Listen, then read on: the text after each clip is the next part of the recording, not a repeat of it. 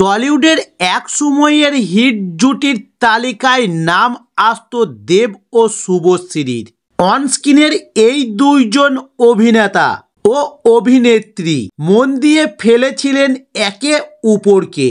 তবে এরপর বহু বছর প্রেম করার পর হঠাৎই বিচ্ছেদ হয়ে যায় তাদের। এরপর থেকে যে কোনো পরিস্থিতিতে তারা মুখোমুখি হওয়া থেকে এড়িয়ে গিয়েছেন একে অপরকে। তবে দুইজনকে কি আর কখনোই দেখা যাবে না একসঙ্গে? তাই এবার বউ আর প্রাক্তনকে নিয়ে প্রশ্ন করতে জবাবে কি বললেন রাজ চক্রবর্তী, চলুন জেনে নিন এবার। তবে আপাতত 20 ডিসেম্বর বেশ বড় একটা সংঘর্ষ হতে চলেছে এবার টলিউডে, কারণ এবার মুক্তি পেতে চলেছে খাদান আর সন্তান। তবে দুটো নিয়েই দর্শকদের উন্মাদনার পারদ এবার তুঙ্গে।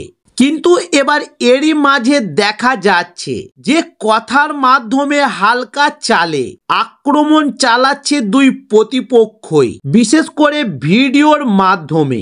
এরই মাঝে রাজের কাছে প্রশ্ন রাখা হয় যে তিনি কি আর কোনোদিন সিনেমা বানাবেন দেব আর শুভশ্রীকে নিয়ে। তবে এই নিয়ে রাজকে প্রশ্ন করা হলে রাজ TV9কে জানান, সবার প্রথমে দেব আর জিতের একসঙ্গে ছবি করা উচিত।